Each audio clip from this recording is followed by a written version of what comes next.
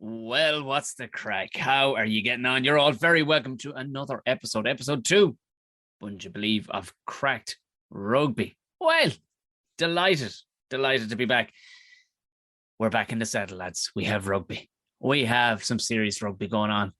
Cannot wait to get chatting about it. Of course, we do have a special guest lined up. Christ almighty, I nearly collapsed. This man will be making a return because he is that funny. He's absolutely brilliant. Thank you very much to everybody for the very kind words. Anybody coming over from Buckshot or the Tom and Jerry show or any other podcasts that I've been on, delighted to have you. Anybody brand new who's just a rugby enthusiast, this is a very lighthearted, good crack look at the weekend's rugby. Primarily, of course, I will be looking at the home provinces here, maybe dipping a toe if we have the opportunity time-wise into some of the other Premiership and whatnot, some of the international stuff that's gone on. We'll just have a gander. Delighted to have you on board. I'll be doing more ramble pods and whatnot. If you're a person who wants to find out more about me, you're going, well, who the hell is this guy? There's 200 episodes of Buckshot out there. All the videos from Buckshot are up on my Patreon page, which if you follow the link below to support the show, support all the shows essentially, you'll get to see much more stuff. You'll get the ad-free versions of all of this. If you're watching on YouTube, I'm putting these videos up for now, but eventually these will all go behind the Patreon paywall as well. But other than that, you're all very welcome. Let's jump straight into it because my interview is extremely long with our guests. So we'll get into a bit of the rugby. First up, I suppose the handiest one, because I just started making notes first on this one because I watched this one live. It was the Munster match. Munster were playing the Seashell Sharks. The Seashell. God, could they have gone with another company? Good Lord. Come on. Seashell Sharks. Really? You couldn't have gone with just, I don't know, Amazon Prime Sharks or something like. Oh, anyway, we were high hopes of the big South African teams coming down. Now, I know, of course, they are shorn of a lot of their South African internationals who are, away in the rugby championship, which, by the way, I don't know if anybody saw the really weird behind the scenes photo shoot between Australia, New Zealand, and South Africa. The three captains all came together, all shaking hands, lovely for the photographs. Where the hell was the Argentinian? Argentina, they're like, look, they're not going to beat any of us. So sure, what's the point in bringing your man on? Like, come on. I know there was a bit of a backstory to it that they were all, they couldn't make it one day and this crowd couldn't make it another day. And when they finally got together, they forgot to kind of call Argentina. But it's crude. But we were expecting big things from the Sharks and the Bulls coming up from South Africa to Munster and Leinster, respectively. And they were a bit shite. I know people are saying it'll take time. They didn't look at the races at all. And Munster, on the Munster match, truth be told, they look rusty. Joey looked rusty. He was a couple of magic moments where you could see a special player wouldn't know where to be, where he was, that kind of way. He was in the right place and something, but just weird old things like kicking it out in the full, confidence wasn't 100% in. It'll come. The guy has natural flair, but there was handling errors. You know what I mean? Dan Goggin fired it out over the line and stuff like that. Couple of gammy passes, drop balls, just penalties and whatnot. Couple of players looked on fire.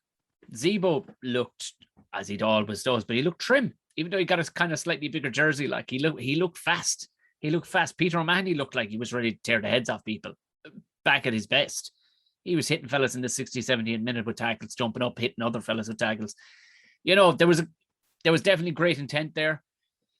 Albeit, it was a full strength, full noise Munster team out, more or less, without, let's say, Keith Earls, Conor Murray and Tyke Byrne. Other than that, it was pretty much full noise. And they should have cleared them out of it. And they did.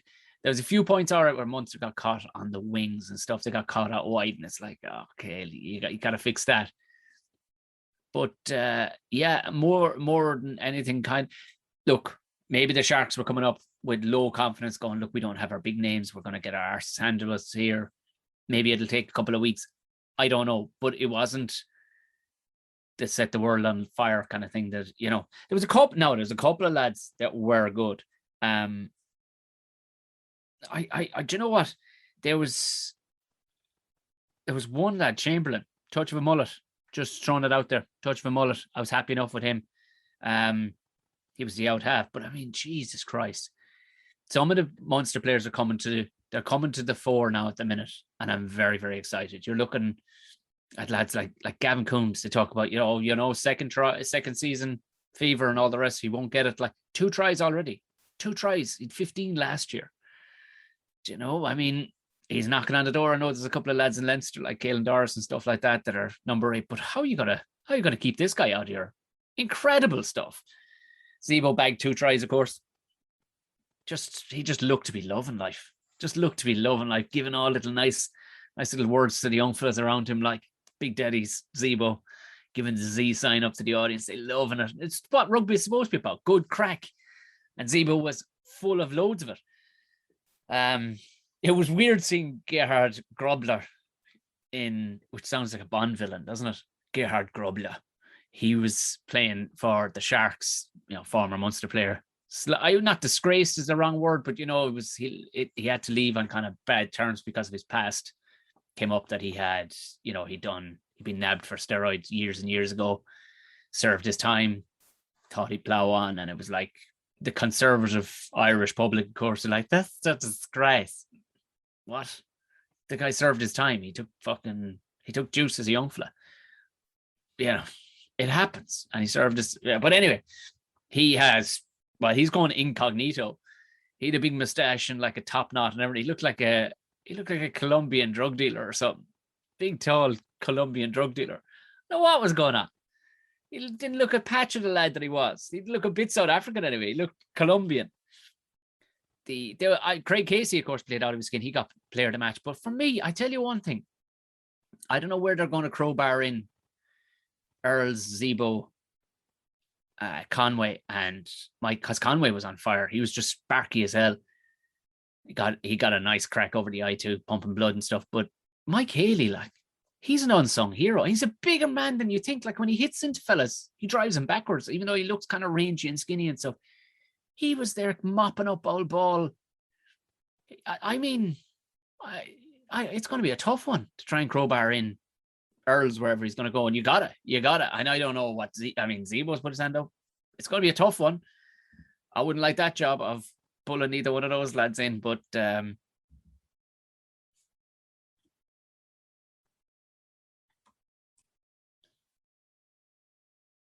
my only real big disappointment. I'm trying to be understanding here of the Sharks, but my big disappointment was I was expecting more from Vernon Cock. I know, a great name. The long-haired fella, he was hard as hell against the Lions. I just thought, here we go. This fella's going to be fucking tearing it up. But he didn't. He didn't do, he was kept quiet. It was almost like a lack of belief. I suppose maybe too, they're shocked to the system too. That had nobody at all. And all of a sudden you go to Thomond and it's half full. Even though Thomond was kind of muted too. It wasn't, the Deathly Hallows that it normally is. But at the same time, it would go down as a bit of a hiding. But I'm hopeful for bigger things. But overall, great. I mean, the final try for Munster, you know what I mean? You've seen Snyman coming on there and just holding the ball like a child's ball. See it? His massive fucking paws just holding things. He flicks it off to, I don't know, was it to Osborne or whoever, to the scrum half, and just out through the backs. And then Dan Goggin put through a beautiful kick. Fairness, would look it looked quite lazy towards the end where Thomas Ahern but I guess all the critics are saying now that Munster have all the things that they said they needed to do to go and win trophies. So I know it's very early to be talking about this kind of stuff, but they kind of do have all the things now that would constitute winning a title. They have everything. I mean, okay, people would say, oh, well, they're loose, their front row isn't. Listen, get it away from the scrums. Look at the back line. When, Delande and Farrell come back as well. Jesus Christ. So there's no excuses, unfortunately, now. That's it. No excuses. Now it's down to what the coaches can do with it. But all in all, I think that one, it ended up 40 something. I should really have written that down. 40 something, 70. It was a hiding. It was a hiding.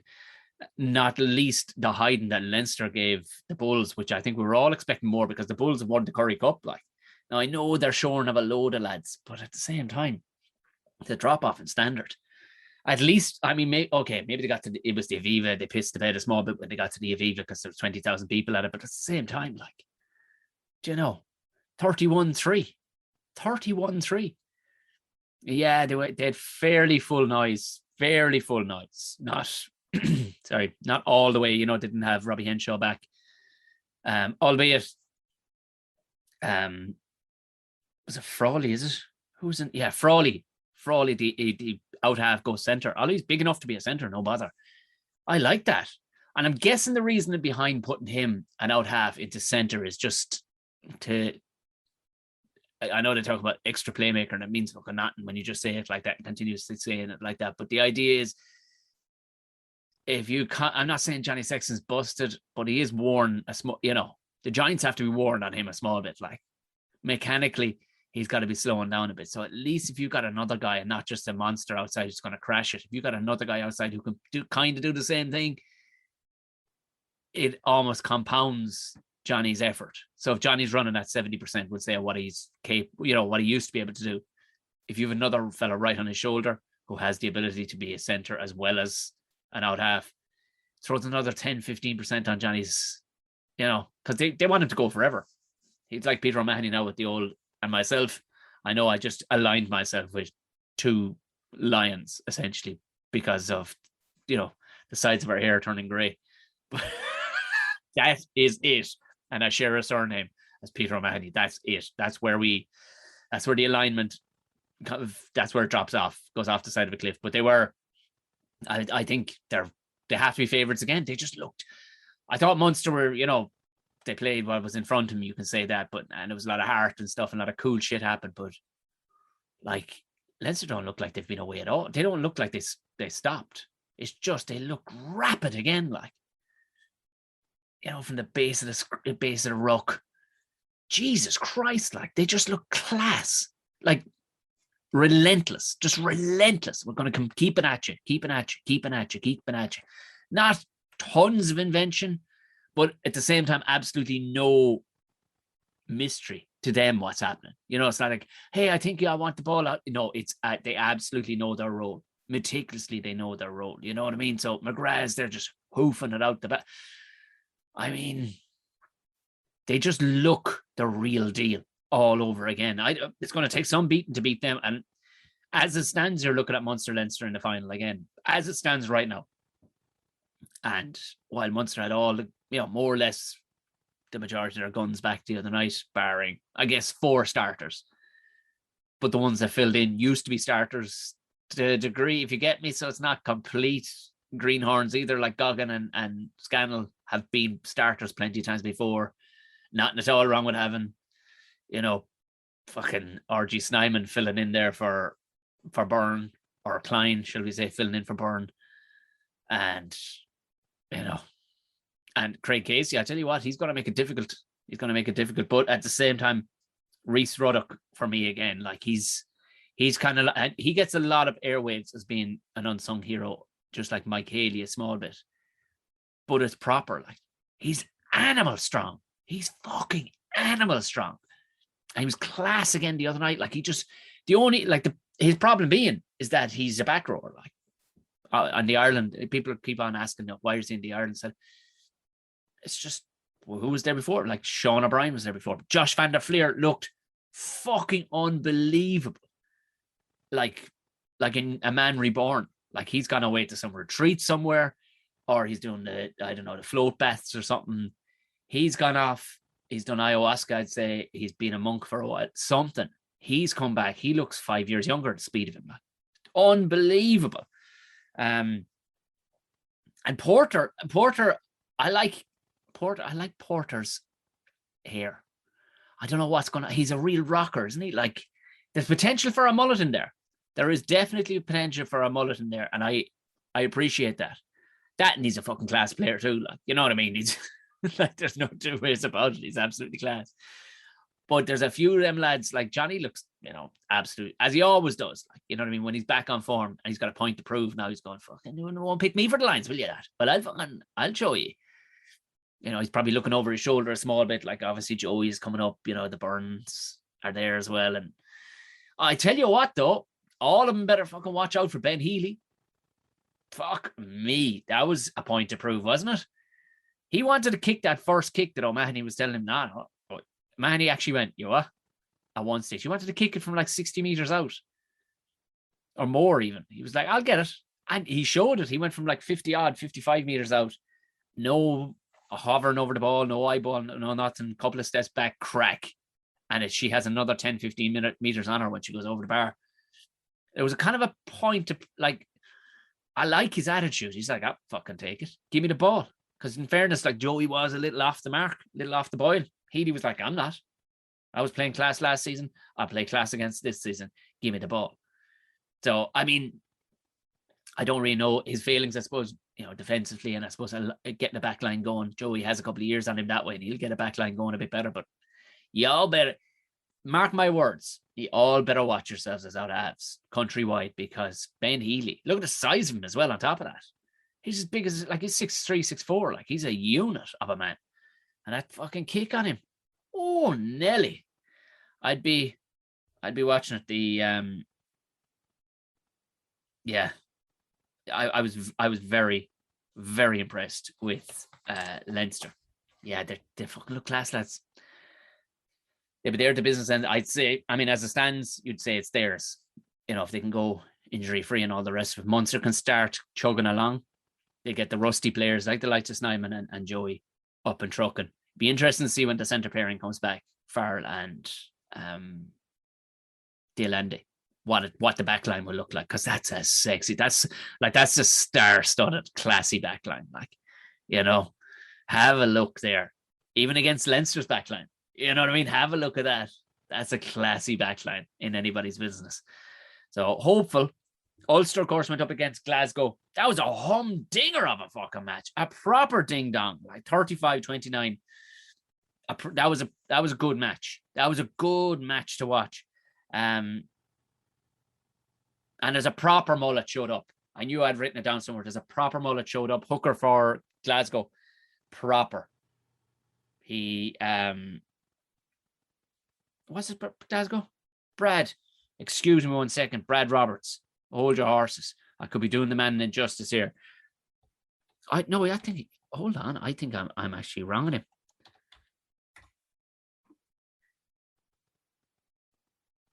He's not a folk. He plays for Ulster. Have a look at this lad. Have a look at him. I'll throw up a picture right now. Brad Roberts. Beautiful. Now that's not messing around. That's pride in the mullet. And I like to see that. I like to see it. It's great to see Marty Moore. Another fellow reborn. Another fellow who's off in the salt baths or something, like. Another rejuvenation. Hope he can stay in the game for that. Like, he came back from Wasps, which is surprisingly leaving or Leinster that time. I suppose he just went for fucking money. You know what I mean? He was probably looking at the Ireland setup going, I ain't getting in there. But I'll tell you what, he's come back to Ulster. He was a bit slow out of the blocks the last 2 seasons, but he looked good the other night. It was a proper slobber knocker of a match. Like, it looked a couple of rounds in, that kind of the most evenly matched game possibly over the weekend. I watched the highlights of all of them. I got to see the Leinster and Munster match. It's all right, but probably the most evenly matched that I could see anyway. There was Will Addison. Stay injury free, will you? Because he is unbelievable. The shift, the pace, like, and he looks fucking relaxed when he's running. Normally fellas are like a shitting dog. Their tongue is flapping out the side of their mouth and hitting off their forehead, and their eyes are going every which way. Will Addison just has this like that Baywatch theme just playing behind him. Some people stand in the darkness, like Mitch Buchanan. That he just looks so calm when he glides along the field. Even like, Zebo is he glides along when he runs. He's got that glidey run, but still he's all, don't catch me. You can't catch me. You can't catch me. Please stop DFK. Addison I like the way he looks so calm as he runs. It was cool. They were good. So that was, go back, have a look at the highlights of that one. If you didn't, it was 35-29. Good one. So the Irish provinces were all going great up until Connacht. Why? Now, to their credit, It was another ding-donger. A ding-donger. They were up against Cardiff, and Cardiff were good, man. They have your man, Halaholo. I know. It's such a fun name to say. Halaholo. Like, he's a monster. A fucking monster when he gets the pedal down. Like, so they didn't get, like, their pants pulled down and they're smacked. Like, but at the same time, 33-21, they got to be. We'll see how they go next week. You know what I mean? They're up against the Bulls next week. That'll actually be a good measurement for everybody to see. Okay. Because the Bulls get their trousers pulled down properly by Connacht at the weekend, then, you ain't going to win shit if you're relying on all your international players to carry you through. You know what I mean? You've got to have quality in the depth. Like, you just have to if you want to win a thing. And that means the Bulls ain't winning shit. Like, now I know that boys are winning the championship and all the rest of it. They've had the Lions tour, but they ain't winning shit if they can't pull off something this coming weekend against Connacht. Same to be said for Connacht. They've no excuse. They had full noise the other day. They had Finlay Bealham. The fuck is going on there, man? I like it, but Finlay Bealham, this is just no. I'm not going to put up a picture because they're fucking scandalous. They're kind of like cornrows. I know he kind of looked a bit like Mr. Tumless from the Lion, the Witch, and the Wardrobe with his curly hobbit hair. But at the same time, you know what? I'm just raging that you don't take the advantage when you got a big, massive head of hair. You don't just take in the sides, trim the top, and let it flow down the back. I'm just raging. You didn't feel the need to go for, you didn't feel the need to go for it. I'm just raging that you didn't. Number 8, I just couldn't stop laughing. Ratty. Number 8 for Cardiff. Ratty. The ratty bastard, yeah.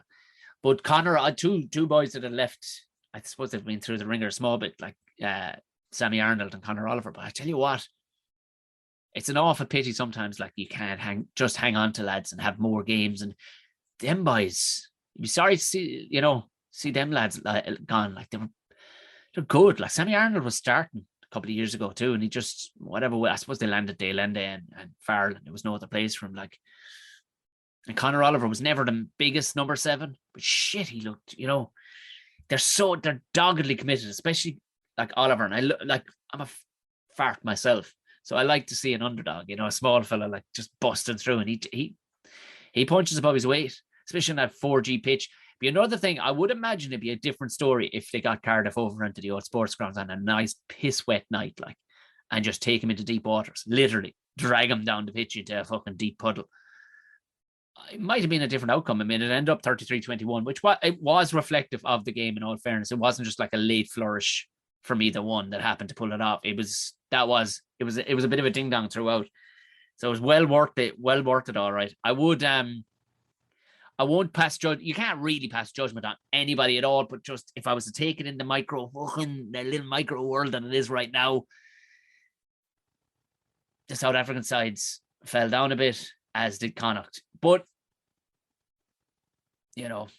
everybody has to look at this in the way that they want to win it.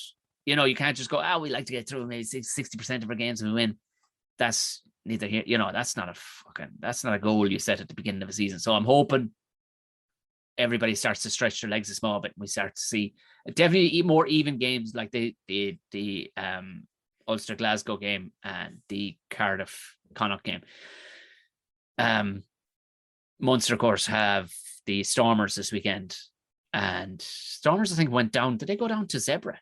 I think Zebra, of course, Zebra won the fucking, through whatever crooked mafia means, they won the Rainbow Cup last year. I'm not bitter at all. I'm delighted for them, but it was like they ended up playing like Benetton or something 3 times or something because of COVID. It's like, what, man? Benetton could beat Benetton 3 times. Are you joking me? Like, but whatever. So, but they're on a streak. They're on a streak, and they brought it into the new season. So at least, see, all these things, like, I know we want the Irish teams to win, but at the same time, if you're just steamrolling people, like, yourself, you won't mind missing a match on the telly or going to a match. You go, that'd be grand. And that's not good for rugby in any way. Like, so you want to feel like your team are playing Toulouse tomorrow when they're playing the likes of the Bulls. You want that same feeling. Not that they're going to fucking run over Benetton, with their children, with their academy, the Green Corps Academy or whatever. You don't want that shit. Unfortunately, the only way to make a good season of a thing is to actually everybody be good and the possibility be there of your team losing. That's the reality. And when you're going up against lads who are just getting bent over, there's no, the clear sign is that if you don't mind missing a match, then the tournament has lost its edge.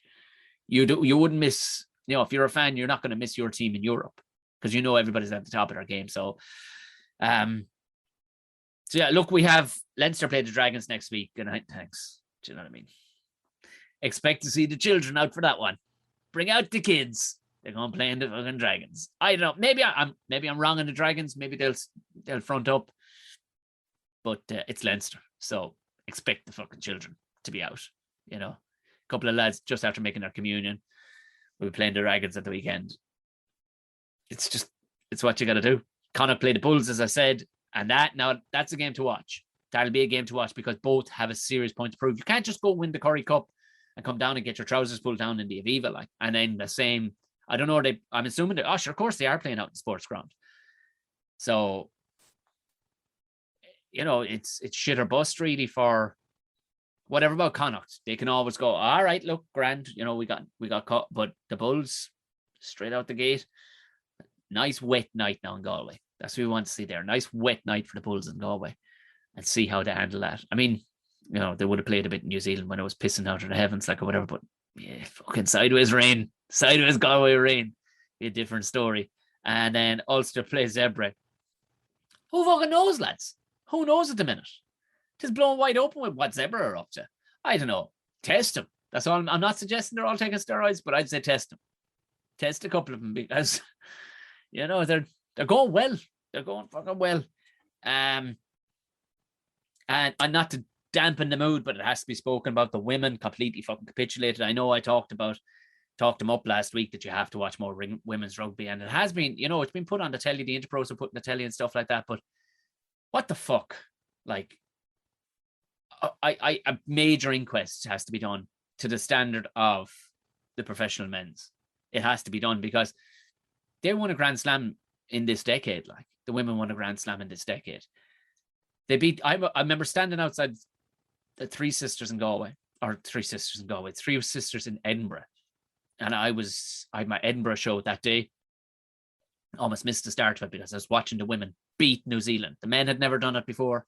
The women were the first to beat the ladies All Blacks, the women's All Blacks. They were the first to beat them. And you're going, well, this is, Jesus Christ, we'll have professional women within the decade. And this is where we are now. They can't even make the World Cup. They've gotten knocked out before even qualifying for the World Cup by losing to Scotland. They should have wiped the floor with that fucking tournament at the week, gone by. They should have wiped the floor with them. I think they were over in Italy with it. They beat Italy, all right. Lost to fucking Spain and then lost to Scotland again. I'm not pointing any fingers at all because I have no idea who's to blame. Is the coach to blame or the players to blame? But watching the match, you're like, what the fuck? You're dropping the ball. Come on, you weren't doing this 2 years ago, 3 years ago. You weren't doing this shit. You weren't doing this at Interpro level. Line outs, making a bollocks of the line out. Basic skills like catch pass and stuff like that. I know they're all working women and everything else. And in a way, I'm not fucking blaming. Somebody has metaphorically dropped the ball on what they were up to. You know what I mean? I don't know, is Griggs not up to the speed of things? He's not up to the game or what? But there needs to be a major inquest into what before this falls apart altogether. Because you want girls rowing in behind this, seeing girls and going, I want some of this. I want a bit of this. I want her jersey. Right now, doing stuff like that, getting absolutely spanked in a tournament where they were expected to wipe the floor with everybody and waltz into the World Cup. Maybe that's what it was, which, they play to a professional standard. They hold themselves accountable to a professional standard. So I'd be very surprised if that was the mindset going into it. If it was, I can only blame the coach for that because there's no fun. You just physically cannot. You have to be able to get your point across to that extent that you fucking not going to lose to these people. It's not like they were playing England, France, and South Africa, or England, France, and New Zealand. It wasn't. They were playing fucking Spain. Yeah, the Spanish ones are quick, but fuck that. You know, yes, they 2 disallowed tries, but fuck that. You got to be baiting them out the gate. You got to be baiting fucking Italy out the gate. They just about bet Italy, and you got to be fucking at least maybe a bit of an arm wrestle for the first 40, first 50 against Scotland, but you got to be putting these away. Like when you've got absolute, like Bevan Harris or Parsons, when you have her on the team, like get the fucking ball to her. And I don't mean like, you don't even like pull them around the field until you open a gap up and just set her off. Have her come up the fucking middle. You know what I mean? Because she will outstep anybody. Like once you give her an inch of space. So I'll give you a shit if that's your one game plan. Drag the fucking defense over and back across the field until you can a couple of serious plays that will do that. Drag them, open up a crack up the side of a ruck or whatever, open up a crack up between the two centres. You know what I mean? You've got to be a bit dirty about it.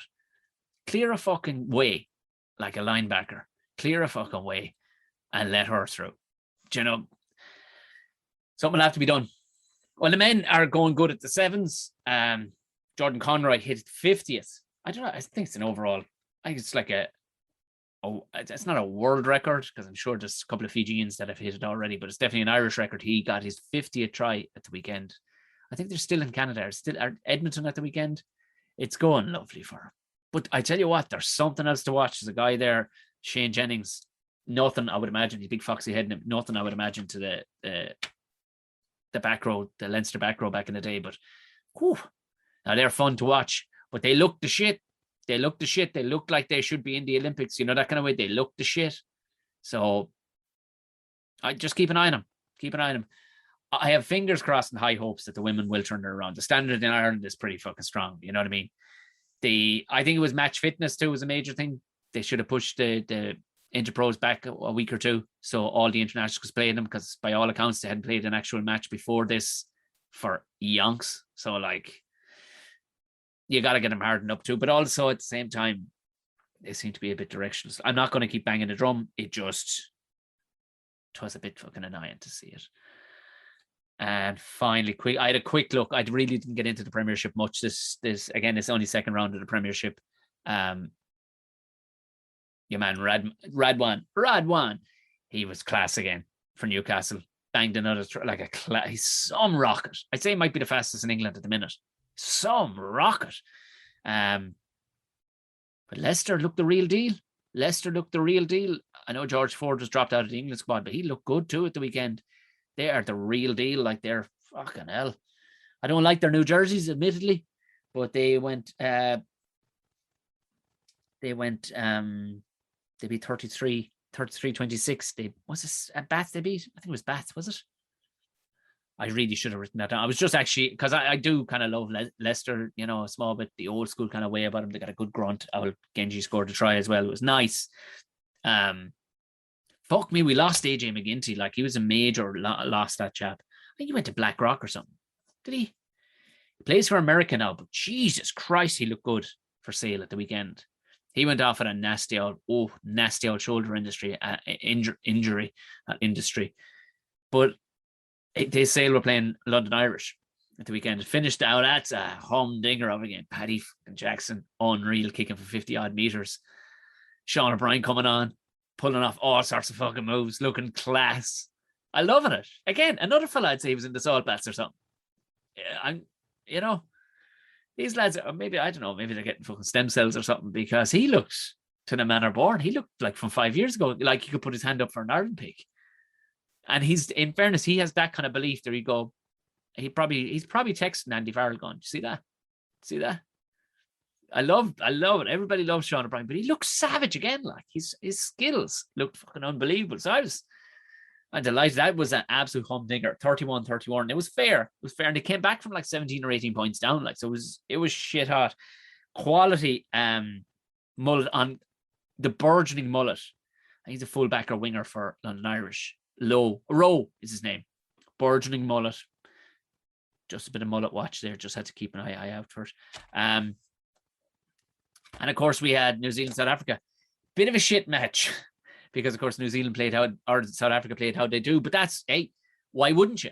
It's up to you to play around that. Just park the bus rugby, and Yeah, I don't think it was a penalty at the end. I don't think I don't think it was. I think I don't think it was well, maybe it was, but I think South Africa had one in further. And of course, New Zealand snatched it in the death. Yeah, man, Cody Taylor or something else. Like there was, it was weirding me out too. Like they had that big screen.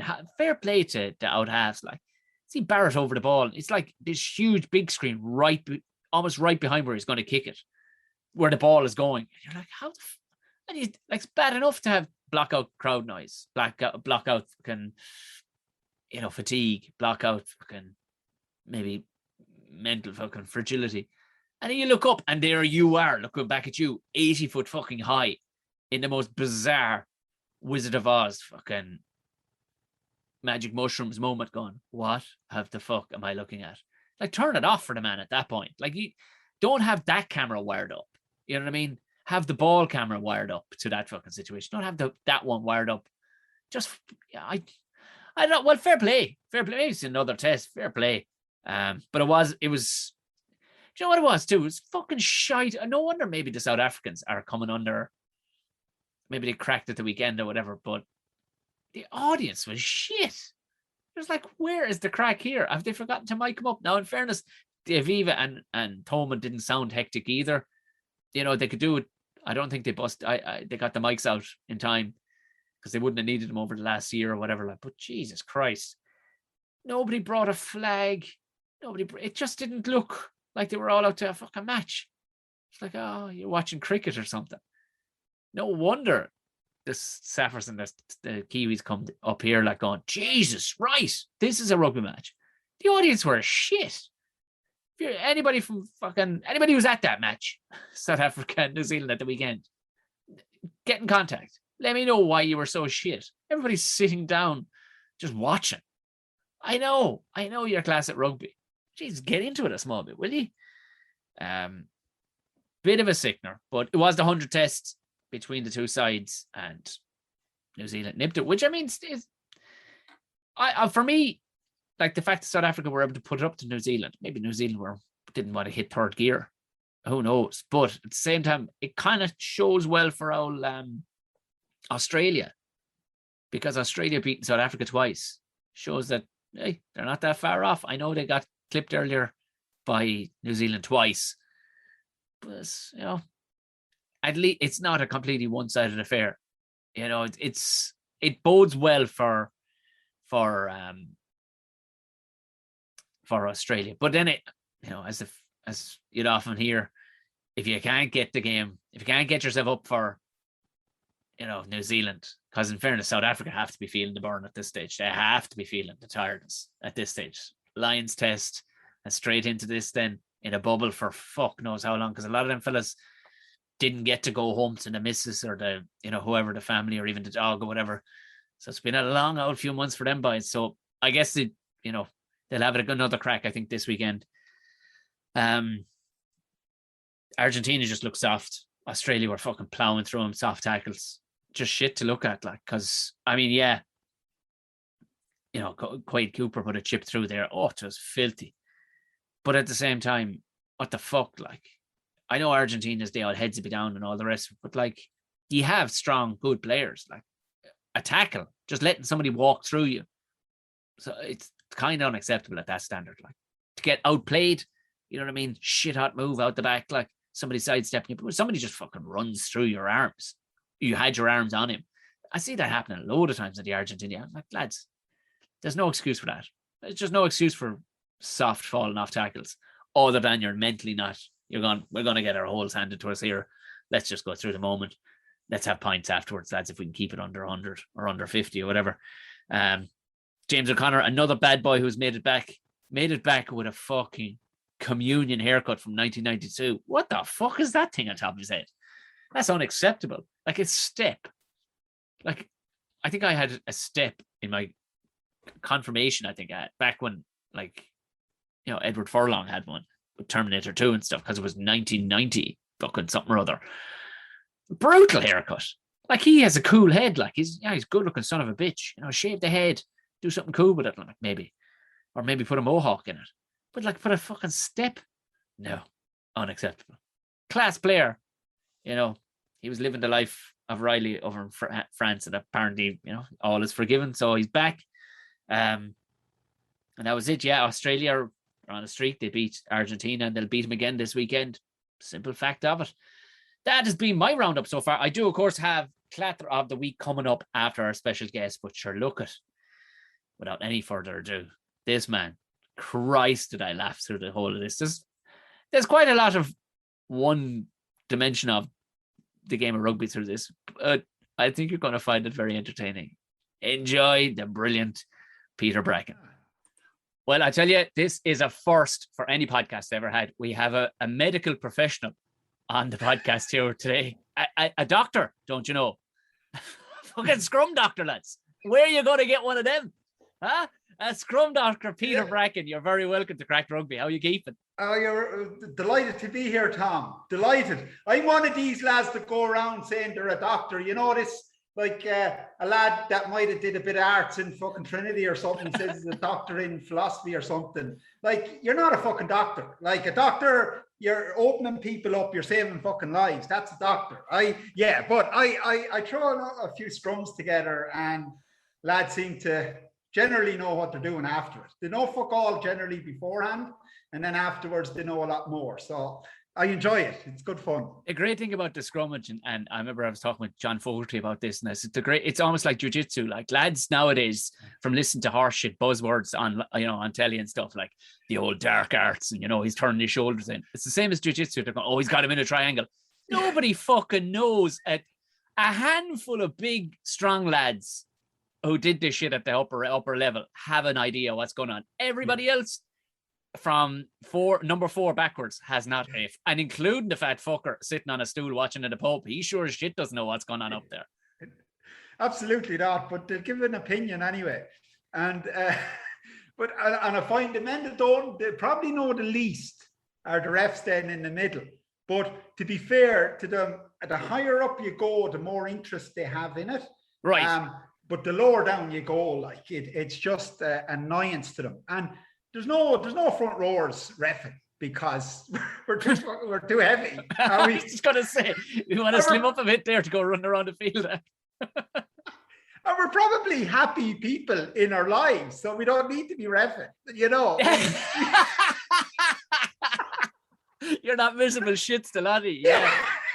There's not a wantedness that we're trying to fulfill, Are you listening, Johnny Lacey? Are you listening? Lad, that's biting that because he can't get it in his real life. He needs to be in control of big lads in the middle of a rugby match, So, we're usually fairly content lads by the time we're age enough to referee, so we don't bother doing it. I do always find that funny, like, and any of my friends who are not into rugby, they can't wrap their head around, like, somebody like, pick any referee. They're always the nerdiest looking bloke ever. Bar the likes of Johnny Lacey, who was just admiring himself running around the field, like, but they're normally the nerdiest looking. John could throw a few shapes now. Actually, he's from Tip Town, sure, of course he could. Yeah. He was brought up on that shit. Sure. Outside Supermax down on a Saturday night, I'd say he threw a few schmacks in his time. But they're always like, and you know what I mean? You're looking at somebody like, pick one of the most horrendous looking people like Graham Roundtree, like beautiful, lovely man, it would seem like, but to look directly at it's like looking into, the devil's anus. Like he's got a face like a blind carpenter's thumb, God bless him. Like, but can you imagine being some Poindexter given out to him, like after, scrummaging wrong? You think he's just going to bite your face off, like. And he'd deserve, and he'd be well entitled to. Yeah. Like if Graham Roundtree in his heyday, some lad turned around to him and started telling him how to scrummage, and Graham bit his face off. All of a sudden, Graham gets in trouble. Yeah. Like that's wrong. Like, the cheek of it, So, look, it's the dark arts are mighty. It's has it, like, do you struggle to keep away from fellas who want to talk the living whole off you when it comes, like somebody like Mike Ross, I'd say, would talk for 17 years straight about scrummaging. He was the only thing is, you could give him the credit, he was very good at it. Oh yeah. But yeah. I'd say he'd knock the crack out of him, would he? The likes of them lads, like, who just talk. Come here now, I want to bend your ear about rugby now for the next 20 minutes. Would you? I don't ever remember talking. Well, since we finished playing, I don't remember ever talking scrums to Mike because I'd say we just knows both of us. Yeah. We just don't get into it because it'd just be a whole of iniquity, like it'd be never ending. So and I suppose we do realize that there's more to life, in little ways. So you just cancel each other out, like when it comes to that part. Yeah. Yeah. But there must be some evolution, like since we'd say day dot when you started, when there was the big smash. It was just like let's go, and then the evolution, the body shapes and everything. I was watching the Munster match the weekend. There was your man Thomas de Toit, like he's built like a Volkswagen, like, but yet. Like Kilcoyne was twisting him, like was still fucking him up, like, and he's given away maybe 4 stone by the looks of things, like. Yeah. So technique still over size and power. Oh yeah, technique is king all day long, and still is, and probably even more so now. Like the best rule that World Rugby ever introduced was to shorten the gap in the scrum, because people were going to start dying on the field of play, getting horrific, catastrophic injuries because lads were getting so big, the gap was so wide, there was just a huge amount of pressure. Now, talking to that, like I finished up just as the scrum was at its furthest away. Right. You were back at either fucking dead ball line, just giving a run at each other, like, yeah.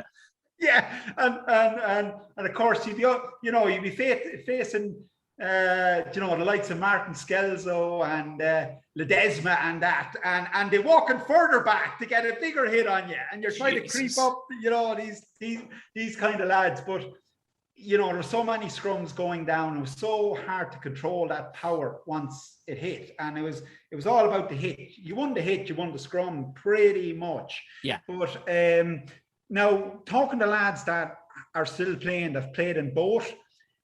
A lot of the crack went originally, like, a lot of the real fun, went, but it kind of evolved then, so for the first season, all the props were hating. They were hating it. This is like, this is like childish stuff compared to what we used to be doing. But it evolved in that it became a wrestle. It became still a scrummage, like, and a lot of technique and a lot of power. It just didn't have the danger behind it, so I get you. Yeah. So lads, look, I don't know because I didn't play in the new rules, I did. I played an old thirds game for Tullamore. Doesn't really count, but really that wasn't a pinnacle of your No, that's since I retired officially, but I was up against the young lad and I kind of had a word with him beforehand and kind of gave it to you just take it handy and I'll take it handy and we're all taking it handy, So I didn't get the... Yeah, tell the truth, there was a temptation to absolutely screw him into the ground like a tent peg, wasn't there? There was. Yeah. But who knows? He could have turned on me, because he was a big young fella. So, I wasn't chancing anything. But but the lads that played in both, they say that there's still the power, there's still the scrum, and there's less collapse, and the ball's in and out a bit quicker. The guys have been given a bit more time to set, and of course and us purists are loving it. Lads are given enough time to set and do it properly, but now everyone's whinging all the, it's taking too long to set and all this. And there's 1,200 kilos by two smashing into each other, and like give the lads a chance to actually get set properly. So there's no real kind of excuse now. You can get into a good scrummage position now, and you can get all the lads around you to be able to hold. And even if a scrum is stronger than you, you can hold more pressure than you can actually push. Okay. So technically, in theory, you should be able to hold any scrum you come against. But, that's not all. Some fucking flanker always switches off, or he's looking at some young one on the sideline or something, and then the scrum goes to shit. But generally, if all 8 guys are concentrating, you should be able to hold the ball, strike, and go out. But of course, the strike has come back into it a bit as well, which is a good thing. Some hookers are now beginning to realize that a strike is important. So get the ball back to number 8 and get the ball moving, and that seems to it pleases me enough that it's still a scrum, but at the Yes. same time, it pleases the nouveau rugby crowd Who want to that see it out it's and an gone. exciting game as well. Yeah, because that was the thing. We were judging with Andy the last day. We were judging the size of fellas. Like, a fella's gone too massive, like, you know what I mean, monsters. Like, would rugby break up a small bit if you get fellas a bit narrower, a bit skinnier or whatever? But Yeah. he was suggesting that if the putting in of the ball at the scrum time was policed correctly and not fucked into the second row, if it was put up the middle, you'd need probably a shorter hooker, smaller version of a hooker. Like, now that was Andy, an ex-out half turned physio. Obviously not a medical profession like yourself, of scrums. Would that actually would that happen? Like, if they started policing, what would be the outcome of the change? I wonder if they said, look, no more of this now. We're not fucking into the, back into the second row. Like, you got to put it up the middle for a proper hook. Yeah, probably the most intelligent quote I've ever heard of an out half in my life, actually. Yeah. He's a smart, in fairness, he's gone very smart these last, hanging out with me mostly, like, This is après rugby, like after rugby, like the brain cells start to recover. Yeah. The CTE just subsides a small bit. Yeah. And I know Andy's dead. I think he's not far off the mark there. Like, what I do, I coach my hookers to hook. And it's, you know what, you can still have a big lad that's able to hook. You just need to move his hips. But, right. Like, the coach needs to know what you mean by that and how to do that. But sure, the professionals don't even do it. It's all power scrummaging still. Like, you won't see any. Like, I could try and say to lads, oh yeah, watch X player do it in professional rugby, but they don't. Like there's hookers are scrummaging like props, but all of a sudden, if you turn the hips, you can actually narrow the scrum, which helps the props actually scrummage straighter, gets the hooker lower and gets him to strike, and then the ball's out. And yeah, you could go either way. Like, the hooker will either get smaller or he might stay just as big. It's just these techniques gets a bit different, Yeah, I think if they had the insight, because again, most people are watching it going, well, this is a part of the game where I have no idea what's going on. Do you know what I mean? Like, defensive setups out the back and stuff like that, people can get their head around that. But I think rugby are doing themselves an injustice. Not nerded up to the point, but like, if they could literally have you schooling commentators on what the fuck is happening. Because you'll hear O'Donnell coming out with stuff there and you're going, go out that done. Like, you don't know what you're looking at. Like, God bless you. But like, if they could have that, do you know what? I think we could make the scrum right sexy. People want it for half an hour, let alone 10 seconds. Yeah. If we got, do you know, they're always trying to think of new camera angles, right? And this has just popped into my head because I suggested to Fogarty how he would get to watch the scrum better would be if we got him a trolley, like a mechanic has that he goes underneath the car on. He could slide in underneath and look up at the six guys, tickle their noses or whatever. But if we did it in the live form, we could actually have a fella with a stick run on, or maybe a drone, a fucking drone fly in underneath the two front rows. Or selfie job, Yeah, and we could watch the boys trying to grind the heads off each other and trying to hook the ball and stuff. We could fucking leave it there for 10 minutes inside there just trying to tear the heads off each other. I'm just suggesting, just trying to make rugby sexy. I think it's worked. I'm 100% behind that idea. 100% behind it. Yeah, definitely. Yes, I don't know. Like, there was so much in that. I've just lost track. I know. Realistically, let's leave the fantasy stuff aside. If they could have at least more explanation and a real definitive, because it was Emmett Byrne. Emmett Byrne was a fantastic. He was beyond the odd news talk bit, but I don't think he must have been up for too long. But he used to explain the scrum to the lads, and sure, he may have been, God bless him, the lads in news talk, sure, because they're on to the next sport, as soon as he's gone. Yeah. Like, if it could be given to commentators how they could convey, look, his right arse, his arse cheek has come up, his hip is twisted. Fucking look. And all they're seeing is a knee going down and going, I guess that's a reset. Yeah. We don't know. And it's a fright to have a part of a fucking sport that you love. Like, it's a good, it might end up being 10, 15% of the game is scrummaging. And almost nobody knows what's going on or why they're doing it. Oh, look, Emmett was brilliant. And it was only little glimpses of it, but it showed what could happen. they should go all NFL on this, like, yeah. That's what I mean. Yeah. Yeah, and people will want to learn if they're given the opportunity. Now it's just brushing it aside. It's the fact that lads don't know. But yeah, I've suggested that before. Look, like whoever, TRE or whatever you call that Irish channel. Oh, yeah. Yeah. Imagine trying to explain it in Irish. Yeah. Huh? If people didn't know what the fuck they were watching beforehand, and this fella unsure.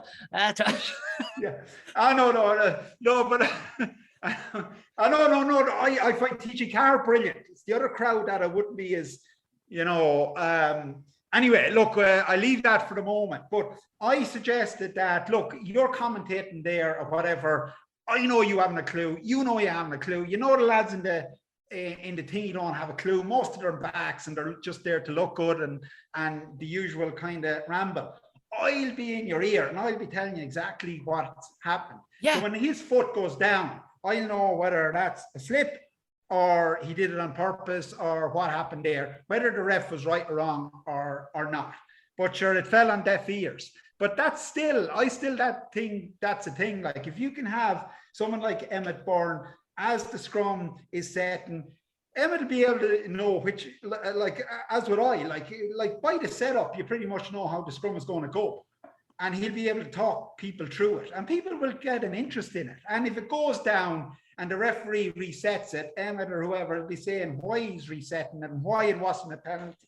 And even saying, look, that could have been a penalty, but look, let's not be too harsh. It's the first scrum of the game, whatever, I suppose it's information. It's information. Yeah. Like if you're ignorant of it, you can just dismiss it, Well, I think that's what's going on because it's not like people are asking for it because they're going, well, this is just a bit where you can just turn around and go out and smoke a fag or whatever you're doing at the pub, you know what I mean? Or just have a quick chat or tip to the toilet because it's like, well, this is a thing that it's just a dead moment. So remember Frankie Sheehan used to be quite good at describing things. They'd cut to Frankie when he was, he'd be doing kind of colour commentary down on the pitch side. They'd cut to him and go, that was a fucking penalty, and he should have given it the other way. But heaven forbid Munster were playing because Frankie would be absolutely biased, but I genuinely think, and no messing, that you in their ear or the likes of Emmett Byrne in their ear or whatever, going, listen, what? Look, and give them the technical, thing that they need to get, because it's doing rugby an injustice because the Americans mop up every fucking millisecond of their sports. They mop it up and put it out there as content, like. Exactly. And what about even after? Like I remember one Six Nations about 6 years ago.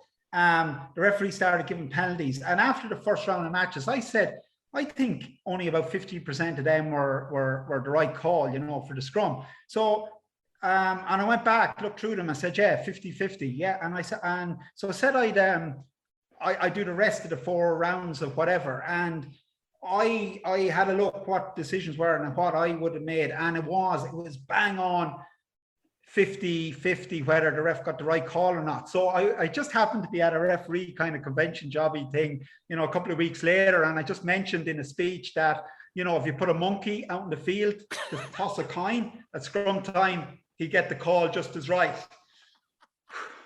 For a bunch. What a way to crowd to maybe mention that one too, because they were all serious. They thought they were serious and really good referees and that, but geez, they weren't happy. I thought I was saying it for the laugh, but it was a fact. They weren't happy. Basically, you said a fucking monkey could do your jobs, you useless cunts, the laddie. A fucking monkey. But only in the scrum. Like the rest of the game, I don't know and I don't really care. They probably were fine for the rest of the game. So it's only one part, a bit of feedback and, just help them progress. They weren't having it. I love that. I didn't get called back to that convention yet. I don't know what their problem is. They probably just can't take positive criticism like that. But tell me this, something that's came up in a bit of news over the weekend, because I think Bernard Jackman actually leaked it over early last week, and it was that Cian Healy Q-Tour is attempting to go over to the other side of the scrum, and which he did at the weekend, and he come on at the weekend on the tight side. Yeah, I didn't see it. Oh, nice. And And he worked. It fucking worked. And you're like, cute hooer. Maybe get another man. couple of miles on the clock. So if that's the case, tricky thing to do, or is it absolutely doable? Well, for someone of his talent and if his experience, it's absolutely doable. But if his name wasn't Keil Heaney and he had 120 caps or something for Ireland, I'd be kind of wondering about it. Yeah. But because it's him and he's an absolute unit and a beast of a man, he'd be fine. It is absolutely 100% harder. Every prop will tell you this. It's harder to go from tight head. Sorry, it's harder to go from loose head to tight head. And my question there is that everybody be screaming at it right now. Go, why? Because if you look at the scrum from as an outsider in looking at it from a helicopter point of view, you go, everything looks nice and even here. What's the difference? So tight head, loose head, why do their roles vary? Well, the long and the short of it, at tight head, you're scrummaging against two people. At loose head, you're scrummaging against one. So technically, it's twice as difficult. Now, that's oversimplifying of the whole thing. Because if you're a tight head, your head is stuck in between the opposition loose head and hooker, and you have to deal with both of them. And both of them are trying to F you up.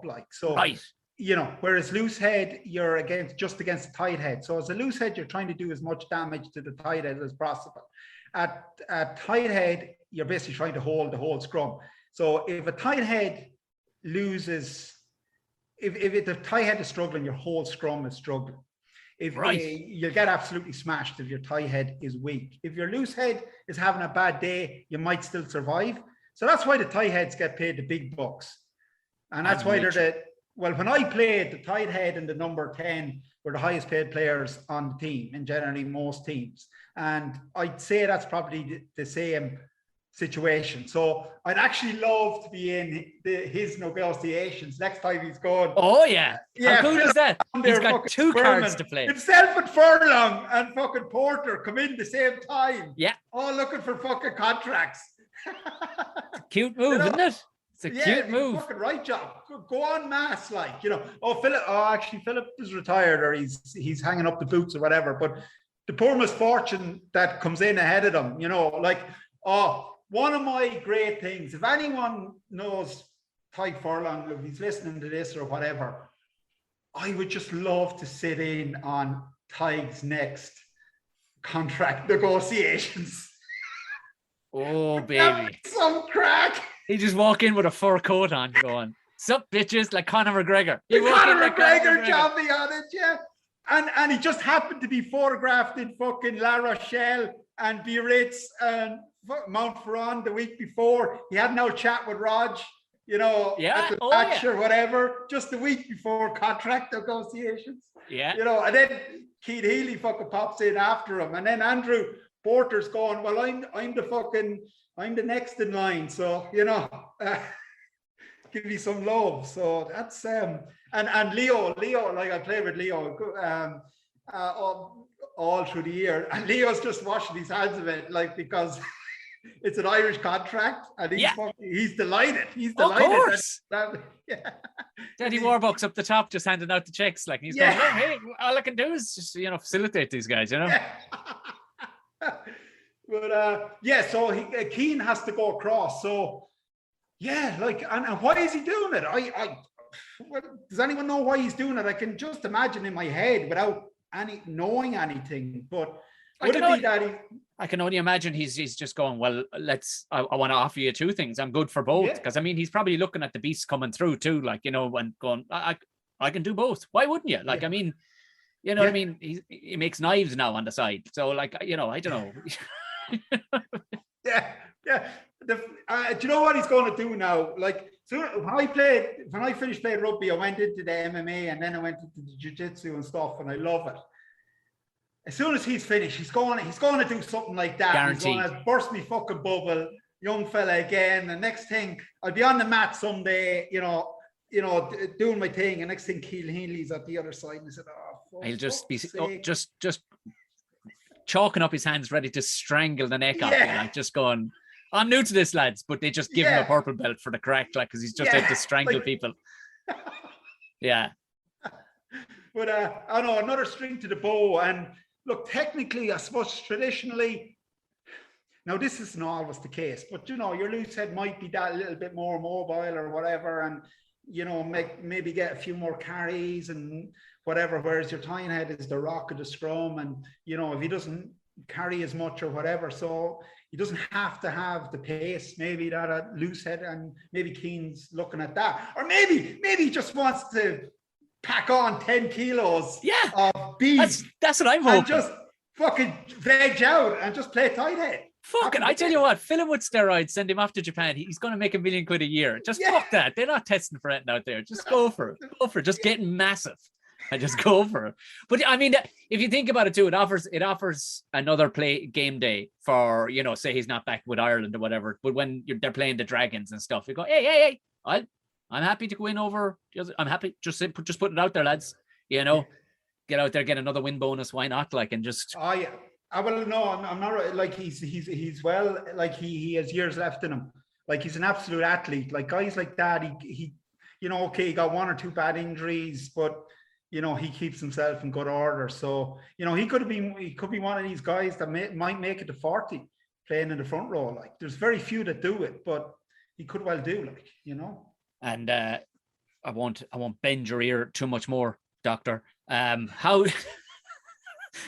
How did you fit? Did you get a chance to watch any of the games over the weekend from the URC or?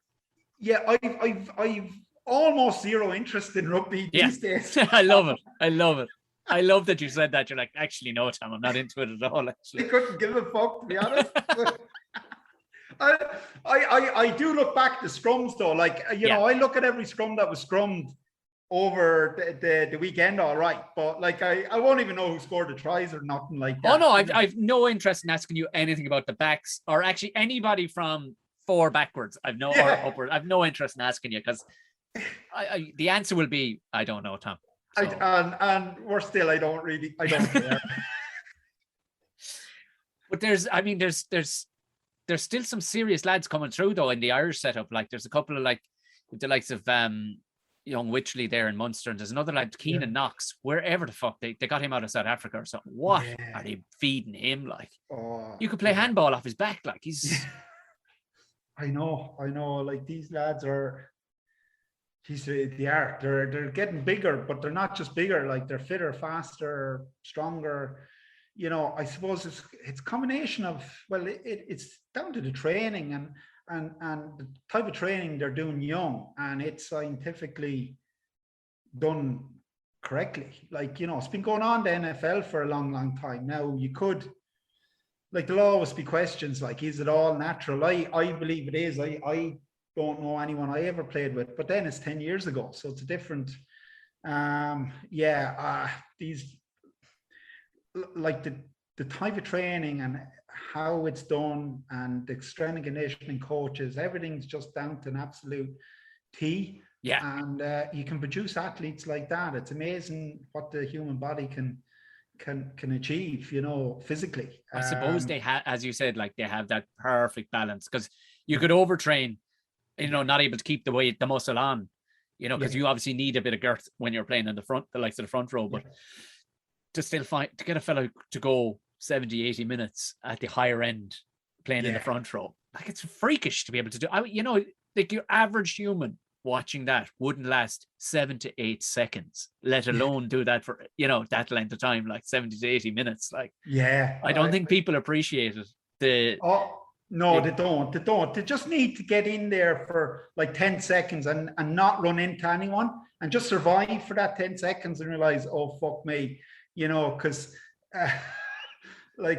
Jesus, I remember even coming back, even coming back off injury, it's a big, and you're in your prime. It's still a shock to the system because, you're doing your non-contact, you're doing all this, and you have 20 stone men running around the place, but all of a sudden, they're running at you with aggression, and and you're doing the same. So it's a different level. It's but I don't know where it's going to end. How, I suppose, rugby, does it have a limit as regards size? And I would always worry a little bit. When I was playing, it was you can make a talented rugby player into a good athlete. But I'm just wondering now, is it verging more towards, okay, we'll try and make the athletes into good rugby players? Yeah, ideally you'd want a both, like, really talented rugby player who's a great athlete or whatever. But will there become a day that a bit like the NFL? It doesn't matter really how talented of a footballer you are. It's down to the stats and your 100-meter whatever, your 30-meter sprint and your bench press and your whatever, and that will decide a lot. So, I suppose rugby, you have to play for 80 minutes. You have to have a skill set too. Yeah. Well, you'll be found out fairly quickly, and I think because I often wonder about that, is this just going to get boring and shite looking, and you're going, Christ, this South Africa won the World Cup and it looks like shit to watch, because it's just a game of Red Rover, all 14 fellas across the front, and it's just banging into each other. But then all of a sudden you look at like the likes of the All Blacks going, nah, it's grand. We'll start passing it out the back door and everything, keep it nice and fresh. Yeah. So there'll be always somebody, I think, are going to break down the barrier, and you still get light little fellas like the likes of Craig Casey at the weekend, or Damien McKenzie was playing, and they still look shit hot, So I think there'll be the fear of it. But I think the one improvement we probably discovered here this evening, we should really write a dossier or something, Dr. Peter, on just making the scrum sexier. Simple as that. Whatever they got to do, camera angles, whatever they got to do, we need to we need to coach up the commentators on what the fuck is happening. Yeah. And maybe... Or have a scrum commentator, just 15 to 20 scrums, and they get to chat for like 10 seconds. Surely that's doable. That's a really good point. An actual separate commentator. Like, imagine how pumped up he would be by the time he knows it's coming. He's like, the fucking scrum coming, lads. Right, put me in the game, right? And you're live there, Peter. Fucking live! Wait, I'll tell you about this scrum. Jeez! Imagine how pumped up you would be. For fucking knock-ons. He's just praying for a knock-on. And then... Drop it, you cunt!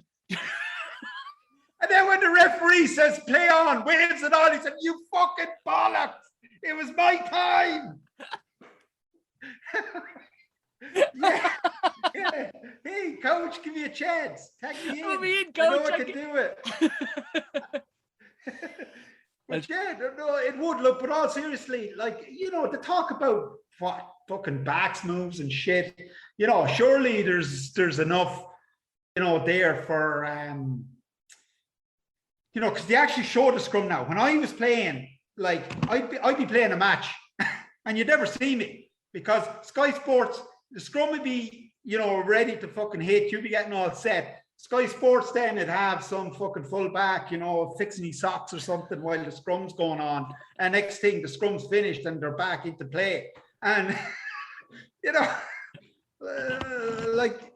I think there's a little bit, used to annoy me a bit. Like, you can have the crack, but there's respect there, a fifth of the population of rugby play in the front row. Yeah. And, so you have to cater for us as well.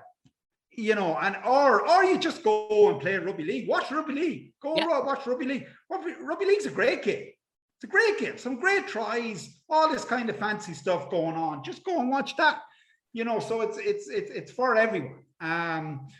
But a scrum commentator, like how really difficult, and not just like your man there in the screen. The way. We'll just pan to whoever for 5 seconds once in a game. Yeah, that's not good enough. Every live scrum. Feed, and then eventually, if you do that for a season, can you imagine TG Carr did that for a season? Everyone would be talking about scrums off scale again. Yeah, it'd be beautiful. They'd be loving it. I the fact that I don't know enough, but I'm smart enough to know that I don't know enough, but I'd love to know more. But I'd love to be hearing from an expert going, what we're looking at here is, look, the elbow's up here and why his elbow's up. Look, I can explain why he's stepping across there to Hooer. And you know what I mean? And give it a full,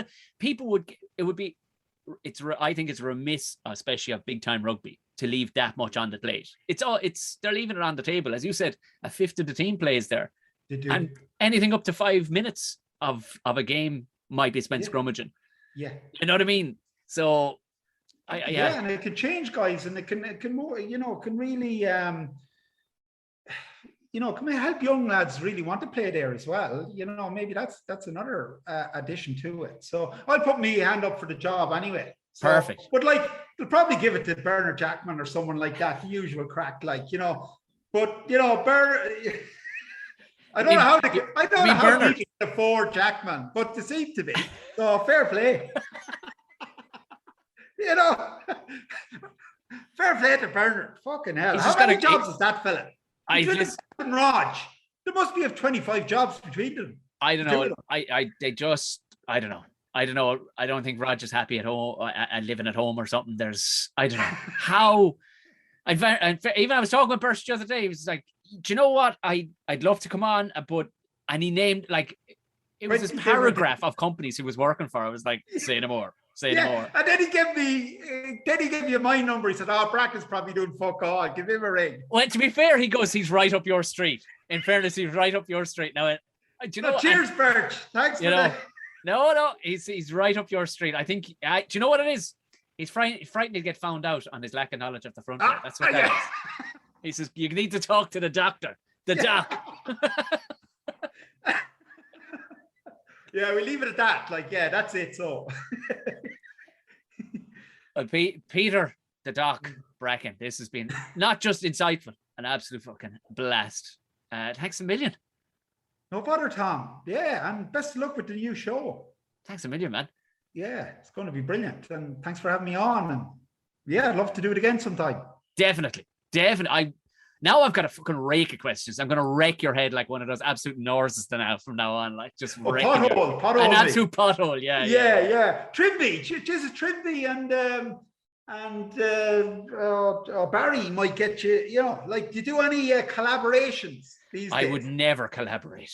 Never. Not with a musician. You won't catch a comedian crossing over with a magician. No way. I don't care if he scored several tries for Munster. No. Musicians, they hide behind the guitars. I don't want to know. The two boys are far too good looking for my liking. No offense, but you're a front rower, Peter. Yeah. You know what I mean? You're actually gorgeous as per front rowers. Like, you know what I mean? Well, thank you, Tom. Yeah. But I couldn't compete with Trimby. Way too beautiful. Imagine being the couch in the middle of two lads and they all dolled up, Sure, anyway. Skinny jeans. Yeah. You know what I mean? It's not happening. It's not happening. That was the doctor himself, Peter Bracken, the Scrum doctor, what an absolute legend. He'll be back. We had a great chat. Even afterwards again. So my clatter of the week this week, there was a couple of all right ones, but at the same time, the one, it's not a bias thing, but Rory Scannell, I fucking love Rory Scannell, you know that? Gets the head down, gets the job done. Fucking cannon have a left boot. And then the 74th minute against the Sharks, they were swinging out wide, and Cowan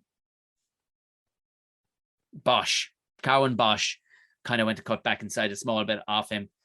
And he went to swing outside, and Scannell just dumped him in the perfectly just at 74 minutes in. And he had a lot of work done at that stage. That's more so for me what it is. He fucking boned him. Have a look at this.